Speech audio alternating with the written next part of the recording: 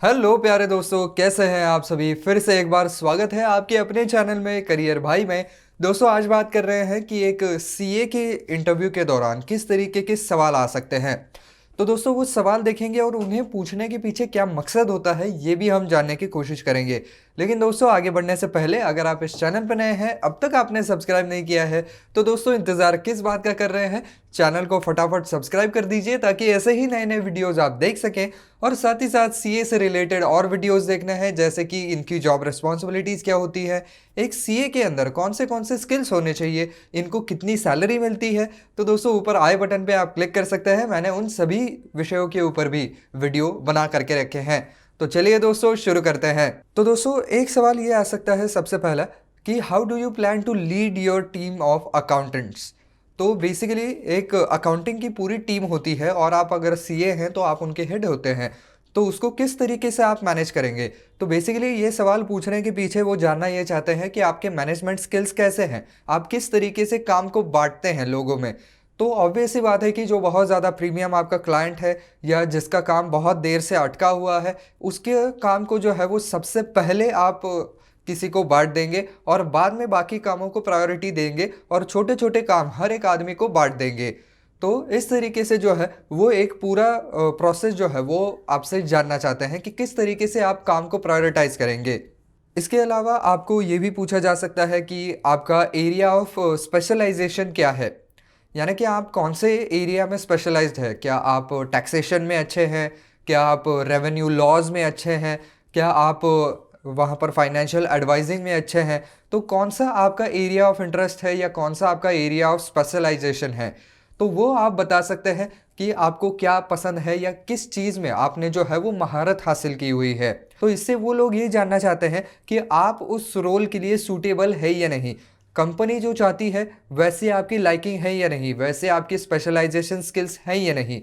इसके अलावा किस तरीके के अकाउंटिंग सिस्टम को आप इम्प्लीमेंट करना चाहेंगे, ये सवाल भी आपको पूछा जा सकता है। इससे वो आपके जॉब का नॉलेज और आपका एक्सपीरियंस परखते हैं कि आप किस तरीके के सिस्टम को वहाँ पर इम्प्लीमेंट करना चाहेंगे। इससे वो ये जानेंगे कि इसके पहले इसने कौन से सिस्टम्स का इस्तेमाल किया है, कौन से पॉलिसीज़ को इम्प्लीमेंट किया है। इससे वो आपके नॉलेज को परखेंगे। इसके अलावा जैसा कि आप सभी जानते हैं कि कोई भी अगर सीए बनना चाहता है तो एग्ज़ाम के बाद भी उसको आर्टिकलशिप करनी पड़ती है। तो आपके आर्टिकलशिप के एक्सपीरियंस के बारे में भी पूछा जा सकता है कि आपका एक्सपीरियंस कैसा रहा, आपने वहाँ पर क्या क्या सीखा, कौन से प्रोजेक्ट्स को आपने वहाँ पर लीड किया, या हम कहें कि कौन से प्रोजेक्ट्स में काम किया, कौन से आदमियों के आपने अकाउंट संभाले और उनको आपने किस किस तरीके की सर्विसेज प्रोवाइड करी थी।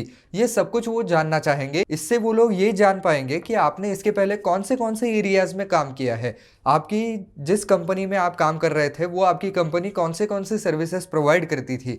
तो जितने ज़्यादा सर्विसेज वो प्रोवाइड करते थे और जितने ज़्यादा सर्विसेज के लिए आपने काम किया है, उतना ही ज़्यादा उनके लिए बेहतर रहेगा, क्योंकि आप एक वर्सेटाइल फिर प्लेयर बन जाएंगे उनके लिए।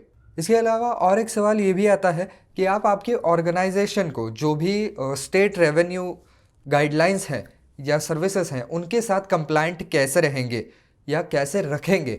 तो बेसिकली कोई भी आइडियल कैंडिडेट जो है उसको वो सारे जो गाइडलाइंस है, जो कायदे कानून है, वो सब कुछ मालूम होने चाहिए कि आईटी टैक्स रिटर्न्स कैसे भरते हैं, टैक्स के कैसे भरते हैं आप, जो भी टैक्स फाइल करना होता है वो कैसे भरते हैं। इसके अलावा रिटर्न्स कैसे भरते हैं, जो कि मैंने अभी कहा, और बाकी के रूल्स रेगुलेशंस क्या हैं, ये सब कुछ उसको मालूम होना चाहिए। तभी वो अपने क्लाइंट को ज़्यादा से ज़्यादा टैक्स में बेनिफिट दिला पाएगा।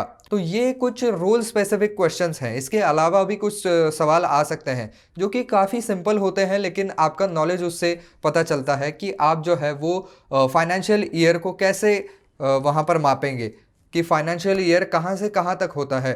तो ऑब्वियस सी बात है कि फाइनेंशियल ईयर जो है वो 1 अप्रैल से लेकर के 31 मार्च तक का होता है और फिर 1 अप्रैल से फिर से नया साल शुरू हो जाता है। तो हमारे यहाँ पर फाइनेंशियल ईयर ऐसा होता है। इसके अलावा आपको ये भी पूछा जा सकता है कि कौन से इनकम्स जो है वो नॉन टैक्सेबल हैं, जिनके ऊपर टैक्स नहीं लगता है। तो इनके अंदर काफ़ी सारे इनकम्स आते हैं, जैसे कि स्कॉलरशिप्स आ गई, या इंश्योरेंस कंपनी से जो भी कुछ आपको मिलता है, या आपको कुछ बोनस मिला है, आपको डिविडेंड मिला है। तो ये सारी चीज़ें वहाँ पर टैक्सेबल नहीं है। तो इन सारे नॉन टैक्सेबल जो भी कोई आपके रेवेन्यूज़ हैं उनकी लिस्ट आपको वहाँ पर बतानी पड़ेगी। इसके अलावा कई तरीके के अलाउंसेस होते हैं जो कि टैक्सेबल होते हैं। तो कौन से तरीके के अलाउंसेस टैक्सेबल होते हैं इसके बारे में भी आपको पूछा जा सकता है। तो उसकी भी पूरी की पूरी लिस्ट जो है वो आपको देनी होगी। इसके अलावा भी आपको कुछ जनरल सवाल पूछे जा सकते हैं, जैसे कि आपके करियर गोल्स क्या हैं, आप अब से 5 साल में अपने आप को कहाँ पर देखते हैं, आपने हमारे कंपनी में काम करने के लिए क्यों चूज़ किया है, या हमारे कंपनी में आपने क्यों अप्लाई किया हुआ है, आप हमारी कंपनी के बारे में क्या जानते हैं, आप हमारे कंपनी में जो जो सर्विसेज दी जाती हैं उससे आप कितने ज़्यादा रेलेवेंट हैं या कितना आपको उसके बारे में मालूम है, ये भी पूछा जा सकता है। और जो टिपिकल सवाल होते हैं कि tell me about your strengths, tell me about your weaknesses, tell me about yourself, या take me through your resume, तो आपकी पूरी जो कहानी है वो बेसिकली वो सुनना चाहते हैं। इसके अलावा ये भी पूछा जा सकता है कि आपके स्कूल डेज़ में आपको कौन से सब्जेक्ट ज़्यादा अच्छे लगते थे और कौन से सब्जेक्ट आपको अच्छे नहीं लगते थे। आपके आर्टिकलशिप के बारे में भी पूछा जा सकता है कि आपके आर्टिकलशिप में सबसे मुश्किल चीज़ आपको कौन सी लगती थी और सबसे आसान चीज़ कौन सी लगती थी। इसके अलावा ये भी पूछा जा सकता है कि अब तक की सबसे हार्डेस्ट सिचुएशन आपने कौन सी फेस करी है, तो उससे आप बाहर कैसे निकले, और अगर आप उसमें फेल हो गए हैं, आप वो सिचुएशन को हैंडल नहीं कर पाए हैं या उस काम को पूरा नहीं कर पाए, तो उससे आपने क्या सीख ली। तो ये सारे सवाल भी इसी के साथ आपको पूछे जा सकते हैं। तो बस दोस्तों, आज के वीडियो में बस इतना ही। आई होप ये वीडियो आपको काम का लगा होगा। तो दोस्तों, अगर वीडियो काम का लगा है तो वीडियो को लाइक करना बिल्कुल ना भूलें।